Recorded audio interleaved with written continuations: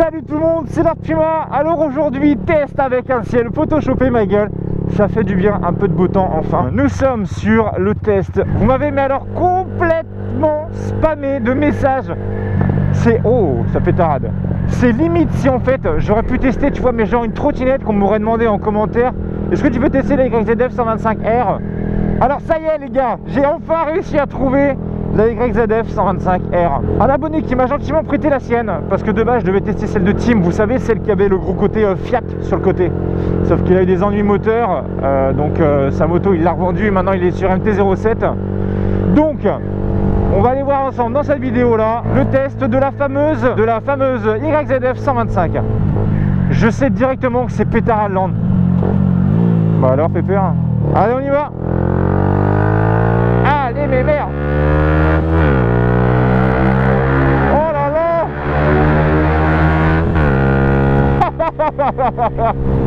Comment ça résonne. Alors faut savoir quelque chose, c'est que la YZF 125 je la connais par cœur. C'est à dire que mon pote Blackbrave 56 avant d'avoir sa MT avait la YZF 125. J'avais appris à frotter le genou avec, donc je sais que c'est une moto qui peut frotter le genou. Mon pote Tim qui avait la YZF 125 aussi, je la connais aussi, donc c'est une moto que je connais, que j'ai déjà conduit.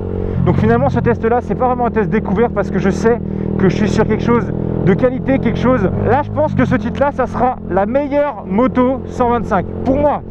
Les gars, dans cette vidéo là ça sera mon avis, d'accord? Ne prenez pas pour argent comptant ce que je vais dire, je ne donne que mon avis, d'accord? Donc pour moi la YZF 125 c'est la meilleure. Je vais vous expliquer pourquoi. Tout simplement déjà la position de conduite. On est un petit peu sur l'avant, mais vous voyez, moi qui ai beaucoup de mal au poignet, donc si vous êtes un peu grand, je fais 1m90, et ben franchement, je me sens mais super à l'aise. Je me sens mais alors super à l'aise à son guidon. On n'est pas trop sur l'avant, et puis c'est tellement un jouet en courbe. Je vous raconte même pas.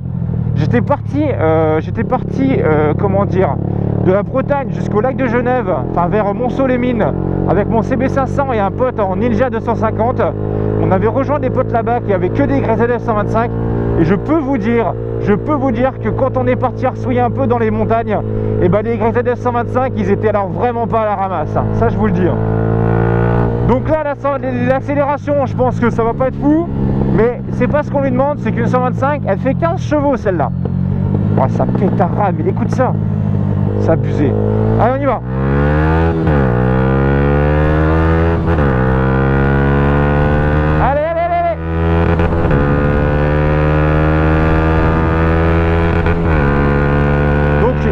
Sur une boîte de vitesse 6 rapports.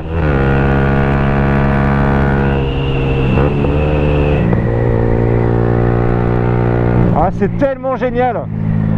Et ouais le chien tu peux courir.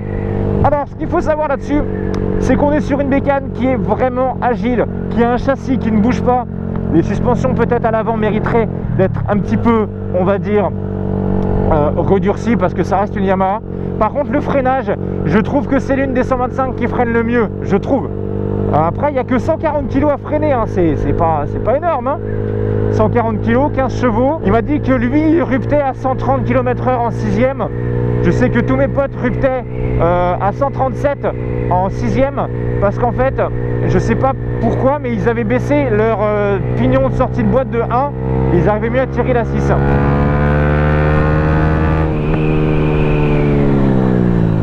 Ouais, ça freine sans aucun problème.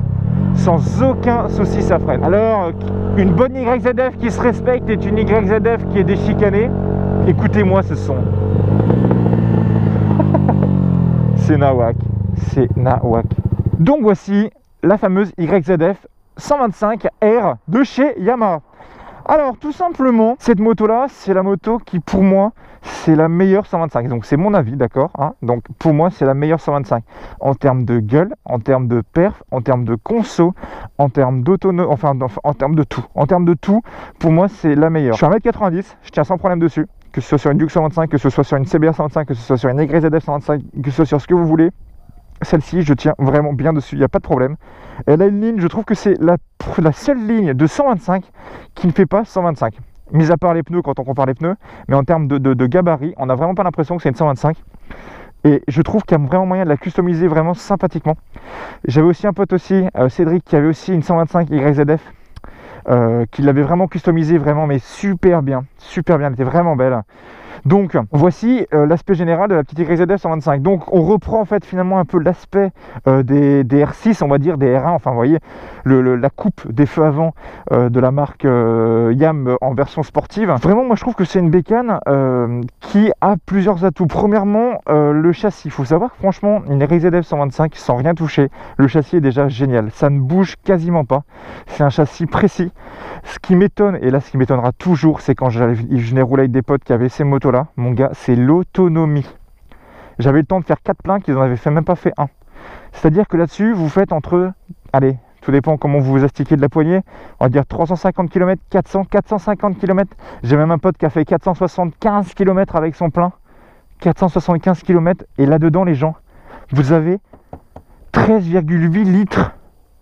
13,8 litres et 475 bornes max. C'est juste phénoménal. On est sur la ligne dessus Tika, ligne GP entre guillemets, enfin ligne racing. Ce n'est pas que le pot, c'est toute la ligne. Donc ça pétarade comme il faut. Juste avant de partir, je lui avais demandé s'il serait chaud de faire ça, de démonter ça et de venir faire en fait un covering carbone pour faire le rappel par rapport avec son pot. Il m'a dit que c'était une plutôt bonne idée, donc on verra ce que ça pourra donner. Mais en elle-même, je trouve que c'est vraiment des bécanes vraiment super belles. Ça avance bien. C'est les seules bécanes, on va dire, qui quand je roulais assez fort à l'époque avec mon CB, c'était les seules bécanes qui arrivaient à m'accrocher en courbe. Bon, bien entendu, il y a toujours beaucoup mieux, hein, c'est sûr. Hein, mais je veux dire, par rapport à mon niveau, quand je roulais en CB, c'est les seules bécanes qui arrivaient vraiment à accrocher en courbe et qui pouvaient astiquer sans aucun problème. Par contre, à l'avant, on est sur du Brembo simple disque, on est sur du 2 pistons classique, mais par contre, ça freine. Vous voyez, ça freine. Finalement, il n'y a pas besoin d'avoir 50 000 disques. 140 kg, du Brembo. On est sur on n'est pas sur sur des étriers radiales, on est sur l'axial, mais pourtant, ça vous freine la bécane. Il n'y a pas besoin de venir un freinage à un doigt, ça peut vous freiner votre bécane sans problème. Dessus, ce qui a été rajouté aussi, vous avez donc les petits clignotants à LED avant-arrière qui ont été changés. Vous avez aussi petit protège réservoir dessus. Il n'y a pas eu de gros rajout, peut-être les rétros à changer. La bulle peut-être, je crois, peut-être aussi. Elle a peut-être été changée en bulle noire. Je ne sais pas si c'est rajouté de base. Autre chose aussi, les pneus. Il faut savoir que les pneus, si mes rappels sont bons, on est sur du 130-70-17 arrière. Et on est sur du 197 avant. Je crois que le train avant monté, posé, équilibré, il faut compter 200 balles. Si je dis pas de conneries, c'est à peu près équivalent par rapport à mon CB à l'époque où on comparait, on va dire. Tout simplement, on comparait en fait nos tarifs d'entretien. Mais vraiment, moi je trouve que c'est une bécane. Je vous jure franchement, là-dessus, Yam arrive vraiment à faire des modèles polyvalents. Je suis pas pro Yam, je prône pas la marque Yam, je suis pas sponsorisé Yam, je vous le dis tout de suite les gens. Mais je dois avouer que pour certains modèles, pour la MT-07, pour la YZF 125, ils arrivent vraiment à faire des modèles starter, on va dire le starter pack débutant. Ils arrivent vraiment à faire des modèles vraiment sympas, des choses qui peuvent... Des YZF 125, c'est un petit peu surcoté, ça c'est sûr. Il faut savoir que celui de mon pote, il pouvait la revendre, je crois, 3000 balles pour une 125, ça fait un peu mal au cul, entre guillemets. Mais franchement, ça les vaut. Et c'est vraiment une bécane polyvalente. Franchement, c'est limite, vous pouvez partir en voyage sans problème, vous pouvez traverser la France avec ces bécanes-là, sans souci. Hein. Vous mettez le petit Baxter, le sac ici, à l'arrière pareil, puis c'est parti, roule. Un plein, 400 bornes. Il n'y a pas de souci. Tableau de bord, vous avez le gros compte-tour ici. Il faut savoir qu'elle commence entre guillemets à envoyer à partir de 6000, on va dire. Vous avez une jauge à essence graduée. Vous avez un témoin de neutre, un témoin de clignotant, plein phare. Vous avez en fait finalement quasiment tout ce qui existe. Vous avez le petit bouton select ici pour votre trip. Je ne crois pas que ça vous donne la conso instantanée. Le démarrage, c'est classique ici. Mais écoutez-moi ça. Regardez ça. En fait, ce qu'il faut faire, c'est qu'il faut accélérer et vous relâchez avec un filet de gaz vers les 3000-3500 tours minute. Et c'est pétard à l'angle. Sinon, l'angle de braquage, regardez-moi ça. L'angle de braquage. Mon gars, tu peux tourner sur le ventre de Maïté sans problème. Hop, allez, on repart. Mais voyez l'agilité. Et encore, Ça frotte dans tous les coins, mais laisse tomber. Et par rapport aux jambes, j'ai pas parlé par rapport aux jambes, on a les jambes pas très recroquevillées. Ça aurait pu être beaucoup plus important, je sais pas si ça se dit vraiment, mais le recroquevillage des pieds, on va dire.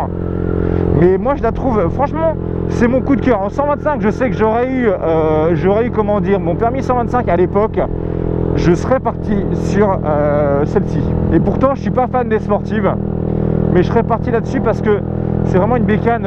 Oh non, route barrée, t'es sérieux? C'est vraiment une bécane où on peut faire beaucoup de... Oh non! Quoi? Non! Bon, on va partir par là. Par contre, ce qui est sympa avec ces 125, c'est que tu peux réveiller toute une forêt. Hein. Coup de fusil, quoi.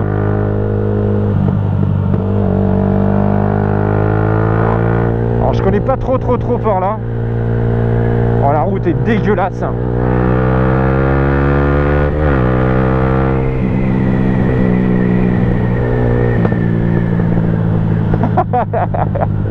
Comment ça pétarade.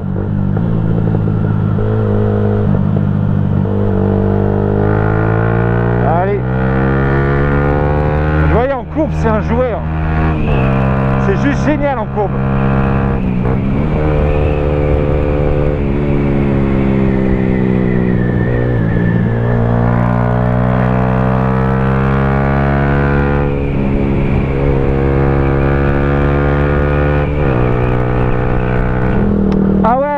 On arrive ici.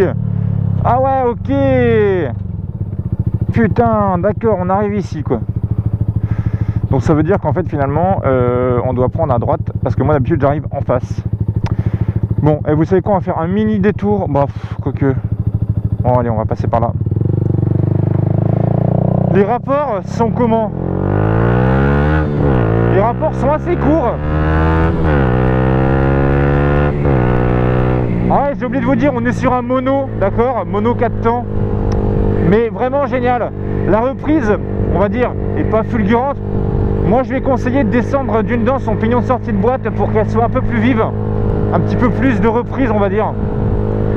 Mais franchement, la tenue en courbe, elle est géniale. Ça bouge pas. Le barouf. Bon, on s'éclate à son guidon, c'est super bien.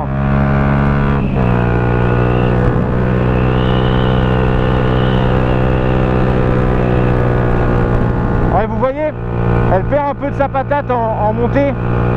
Donc je pense que c'est parce que vous avez une dent en trop sur le pignon de sortie de boîte.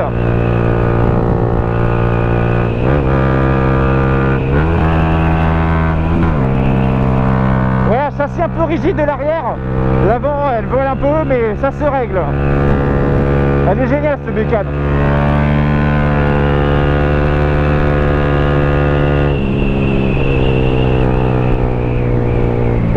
Ce qui est sympa avec la Gray ZS 125, c'est que c'est une moto qui roule un peu comme un scoot. On vous aide tout le temps poigné au coin. Et on s'arrête.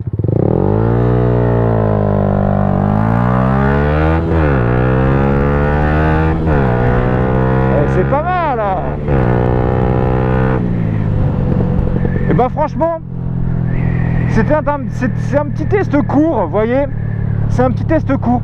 Mais j'ai même pas envie d'aller me balader parce que je la connais déjà. Je sais que je dois vous montrer. Bah franchement, vous voyez, il n'y a pas besoin de plus, franchement. Il n'y a pas besoin de plus comme test parce que c'est un peu comme la MT-07, c'est un peu une source sûre. Franchement, allez la tester. Si vous hésitez, essayez-en une et vous allez être ravis. Franchement, c'est vraiment une meule polyvalente. Vous pouvez faire des bornes, vous pouvez astiquer, bon, astiquer à une vitesse d'une 125, hein, d'accord. Salut à toi, ami motard. Vous pouvez vraiment, entre guillemets, voilà, vous faire plaisir à son guidon. Et ce qui compte, les gars, c'est pas la puissance, c'est pas la cylindrée, ok, c'est la passion. Que tu sois en 125, que tu sois en n'importe quelle bécane, franchement, oh, joli.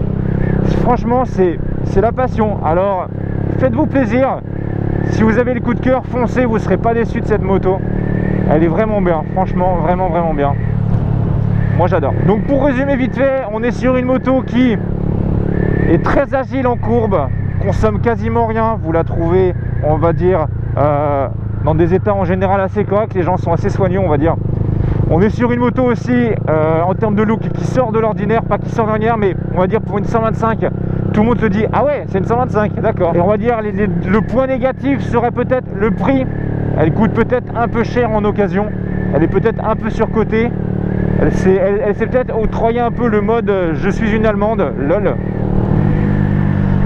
Bon le frein arrière il est comment là? Wow, il fonctionne, mais il bloque un peu vite. Il fonctionne, mais il bloque un petit peu vite, je trouve. Ah, et par contre, monter en 6ème, là, c'est un peu chaud. L'avantage, par contre, des YZF 125, les gars, c'est que si vous voulez pas passer inaperçu, prenez ça. Parce que le son, mais laisse tomber.